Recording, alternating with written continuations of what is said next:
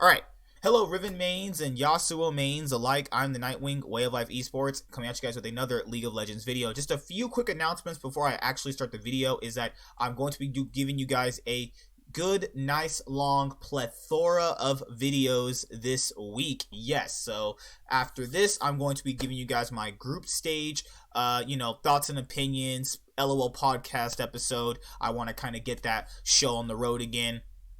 I'm going to be doing my quarterfinals prep, obviously previewing every single match individually because that's something you just have to look at individually.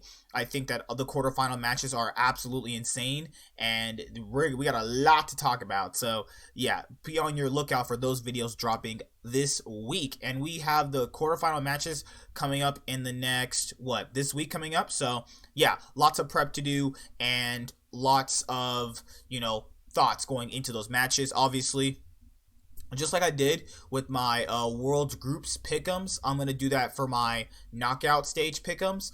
Also, I will be going back over my pick'ems. I might do that, not 100% sure about that, is that I'm going to be going back over that and seeing or not whether or not we were right about a lot of predictions, which I kind of wasn't. But, I mean, I was right a lot of times that I never made that, well, basically off camera when I never even had a League of Legends channel. So it's like some years I'm right, some years I'm wrong. It just tends to happen. Predictions are always crazy when you go into best of one format. So just to kind of give you guys a quick video today, but not really more or less so a quick video, is because there's going to be every Twitter analyst and silver Reddit analyst and, well, black attractive man like me who's part of the hashtag G2 Army, hashtag C9 win, obviously giving their opinions on how they can help change the overall LCS format. So if you guys don't know, North America at one point did play best of threes like the LPL and the LCK. The reason why they changed it from best of threes back to best of ones is because of, well, there's quite a bit that went on with it. It was viewership. It wasn't necessarily declining, but best of threes and keeping them interesting is hard for another reason that I'll mention in just a moment. But when it came back to franchising for 2018, they returned back to the best of one format.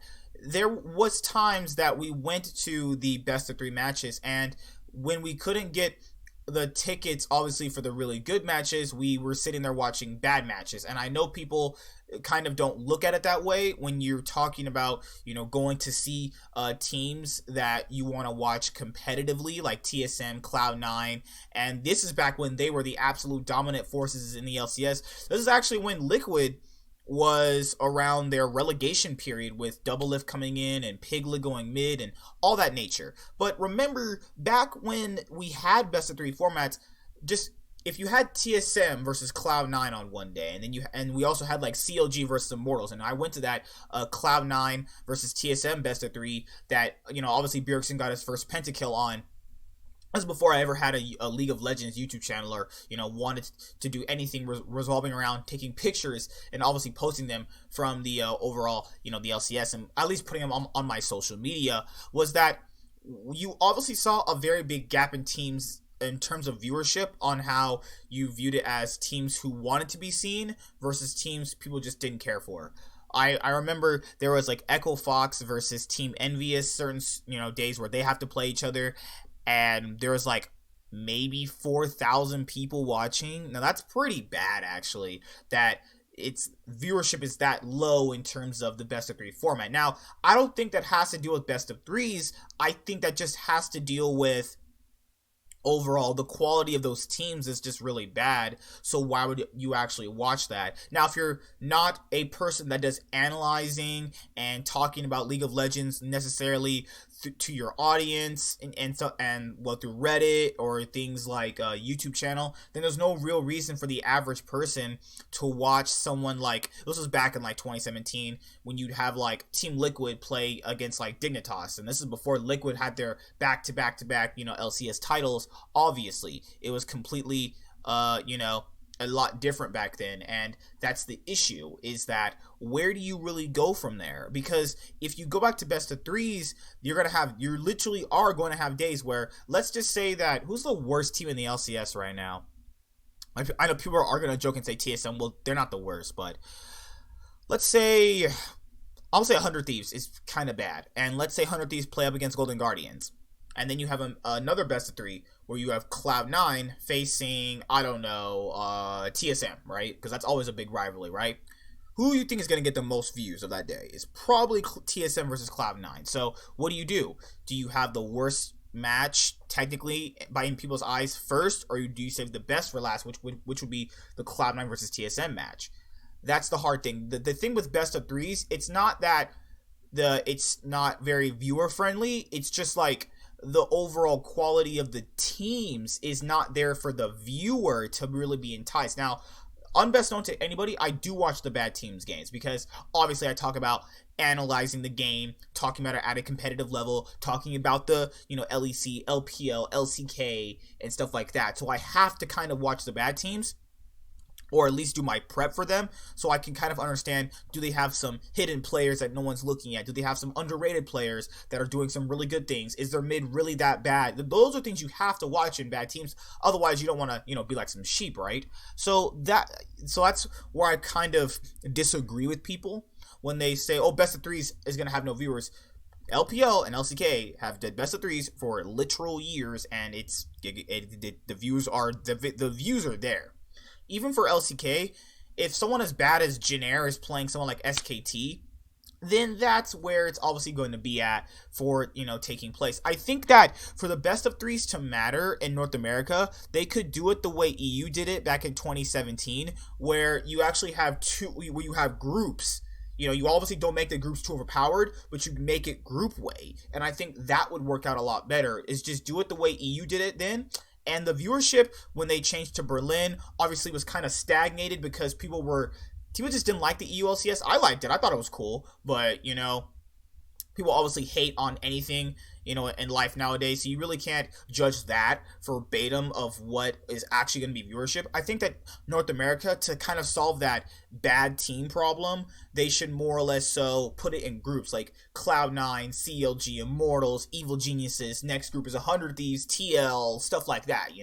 I think that is overall a lot better. But let's read this article because there's been a lot of debate on changing in a format and what can we do to make things better. I mean, there's a lot of things to make things better. One is, my own personal opinion, is that we need to play more games. Like, the best of threes really did make, the league better. I truly feel best of threes made the league a lot better. Remember, this is the same 2-year span where we played best of threes, and Cloud9 almost made semis, almost beating Team World Elite. Mind you, they could have won that game 1 and had a 3-0, but it's whatever, though. But remember, that really good TSM lineup in summer 2016, that came from best of threes. That didn't come from BO1s, Immortals, who went 16-2 that split, best of threes. Cloud9, when they kind of rebranded with Meteos and Impact and, Jensen, they went to the finals. They later on got out of groups with SKT, iMain, Flash Wolves. Best of threes. Those are, I can take and go, this actually helped these teams out. And it's just, I don't really understand why we can't change stuff because of just viewers. I know viewers are a big bulk of money for Riot, but I feel like at the end of the day, you really, really have to look at it and go, do you want this to improve? And they do want it to improve. You can't tell me that they don't. But it's really hard to say they wanted to improve, and it's been like this for 2 years. And yes, you can argue Cloud9 made semis, and TL made finals and MSI, but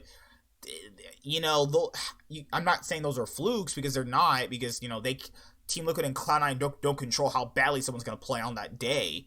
But I feel like just because you have 2 instances of good doesn't take away all the amount of bad that really does shape that.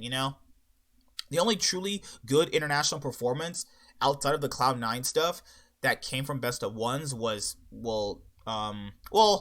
technically, yeah, outside of the Cloud9 stuff, you have TSM making groups one time, You have CLG making MSI finals one time. And it's like, does the positives really outweigh the negatives? That's like addition by subtraction. It's like not going to work in order for this ever to get better, you know? C9 owner criticizes LCS format after NA's embarrassing LOL Worlds finish. Let's see. Also, eventually, I'll make a Twitter for a Way of Life Esports, but definitely not right now. I'm a little too small to make a Twitter account because Twitter, even for my own personal social media, is pretty low on the totem pole in terms of all my other social media. So, yeah, Twitter is not going to happen. I personally don't like it as much as everybody else does. It has some cool aspects to it, but it's just really hard to grow a fan base if you kind of want to put it that way. So let's go over all this stuff. I can't wait to get what is this team? It's called Navi. I kind of want one of their jerseys. It actually look kind of cool though. Oh, one day I'll show you guys my esports jersey collection. It's lit. All right, so let's go over the article. All right, after all 3 North American teams were eliminated in group stages of the League of Legends World Championship, Cloud9 owner Jack, among the other notable personalities, expressed their desire for drastic improvements to the North American amateur scene and the academy system. Alright. With Team Liquid's elimination at the hands of Invictus Gaming in the final match of the group stages, North America's time at Worlds 2019 ended in disappointment, with all 3 teams failing to make it out of groups. Shortly after the dust settled, after the quarterfinals were drawn, Cloud9, Jack, and Team and is it Entity? No, it's Etini. I really never. What is? How do you pronounce his last name? I've met him in real life. I'm sorry, bro. I don't know how to pronounce your last name, man. Owner took to Twitter to address the lacking North American amateur system, claiming it is not built well to give proper experience to developing players. Jack tweets, replying to Azael, "Our academy system is not built well to give proper experience to developing players. The low number of LCS games in a BO1 format means it's a very high risk for teams to use rookies on LCS stages." What he means by that is, do teams want to risk going 7 and like 10, like, okay, so 14, okay, so would a team risk going 14-4 playing rookies, or you get imports and go 14-4? It's basically what he's saying. Jack also cites the LCS Best of 1 format as a reason young players lack development abilities, as the low number of games in an LCS season makes teams more wary of playing rookies. For context, NA LCS teams play 18 games a split, while Korean LCK teams play 18 best of 3s in a split. Former LOL caster Monte Cristo echoes this sentiment, calling the Best of 1 so stupid it's mind-blowing. Hey, people don't like Monty for some reason, but I agree with Monty. Best of 1s are dumb. Just like how I would improve Worlds is, I would improve Worlds very, very drastically. Worlds needs to get proven, and my friends kind of agree with that. There's a few friends that don't, but that's another discussion for them from another time period, or it might be right now. But let's finish reading this. All right, so now the LEC shares the same format as the NALCS, but their teams at Worlds win a perfect, advancing 3-3 on advancing to playoffs.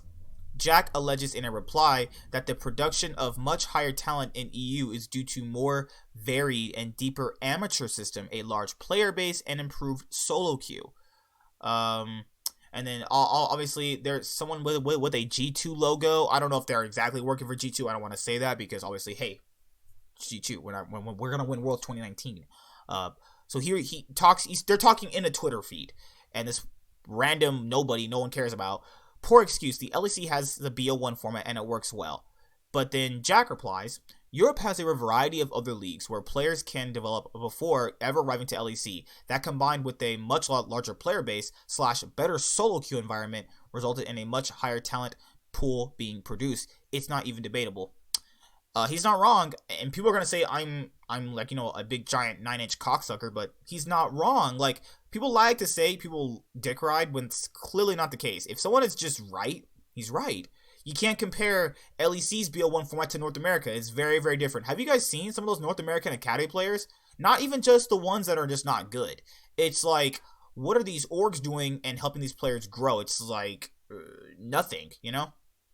The European scene does have a much more robust semi-pro and amateur scene. And then the EU Masters tournament features the best teams from various regional European leagues, such as the UK Champions, the Spanish Superliga, the Nordic Championships, the French LFL, and more. Azael got the conversation going on Twitter when he said the LCS amateur scene needed a drastic improvement in order to increase the amount of NA talent and prepare best teams for events like Worlds. Azael basically tweeted out, "For LCS to improve it internationally, we need a huge effort to improve our amateur scene.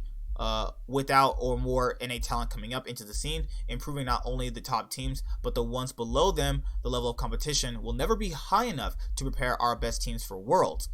Various coaches, pro players, managers, and analysts replied with affirmation, relaying that the LCS Academy and scouting grounds aren't providing the talent the LCS needs, and that the LCS format isn't able to maximize the talent's potential.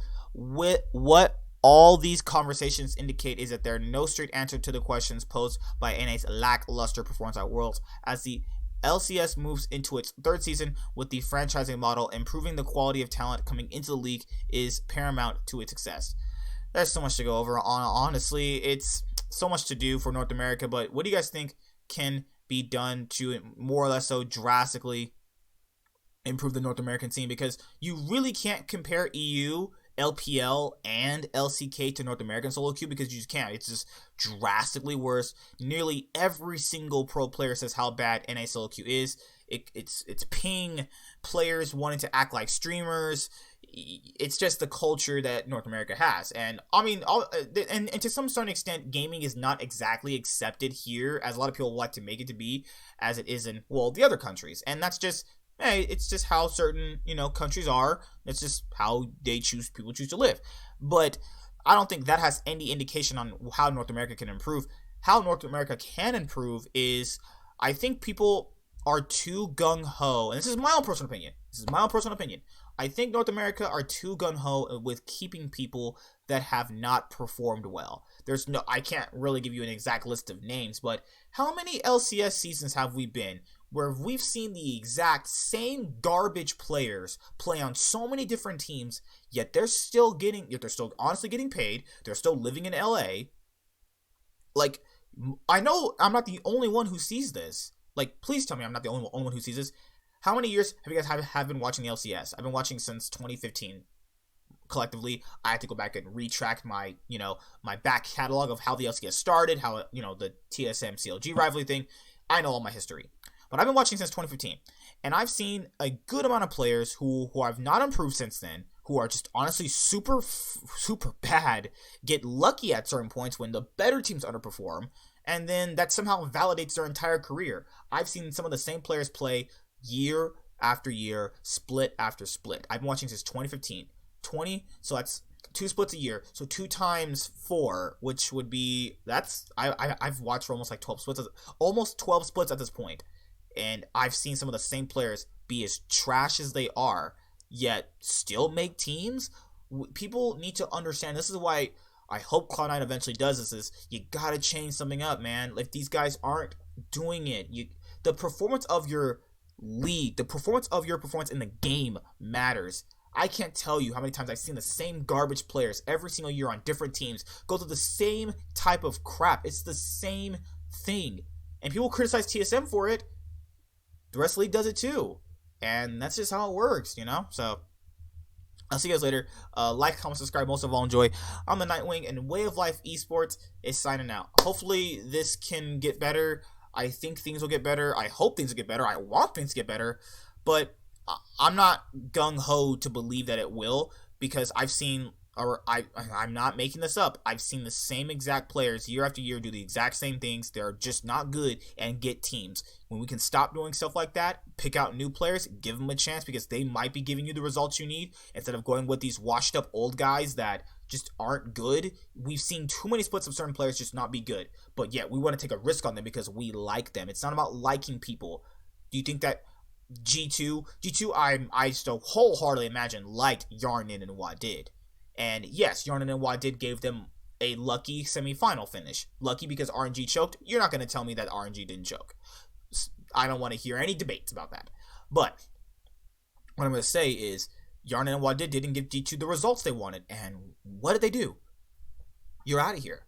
because the performance in your game matters. Your performance in the game should matter above me liking you. Yes, I like certain coworkers I have at work, but if you're not doing your job correctly, you need to leave. And that's the harsh reality of work. You know, if you want North America to get better, we have to make things work overall. We have to function differently. And if that means hurting people's feelings, oh well, that's life. I That's literally life. You know, if you're not doing your job correctly and you're not playing to the highest ability you can, you need to go. Simple. Simple. It's just super simple. There's really super simple stuff for NA to really improve. There is better solo queue. That's a big thing. Development in the smaller leagues, collegiate, the scouting grounds, stuff like that. I think that the actual LCS teams need to more or less so try a lot more rookies out, at least for the regular splits, because well, at least try it out for spring, because people said spring doesn't really matter, so just try it out for spring. How about we do a period in North America where we have a rough period, but it's gonna be rough. It's not gonna be easy, but we get through some rookies, and I think that's good to bring up new people. I humbly don't want to see we're gonna see some of these garbage players we've seen for years straight play on new teams next year. It's just gonna happen. Whether or not it's an academy, whether or not it's in an actual LCS team, it's gonna happen. And I think that switching the format is good. I think that having split groups would be good, and then play best of threes, because that is what overall improve the league. I think best of threes is where LCS would improve the most. But what do you guys think in the comment section below? Wave Life Esports, and I'm really now signing out. Peace. You guys have a great day. Hi there guys, be sure to like and subscribe to the channel for more stuff. Yeah, thank you.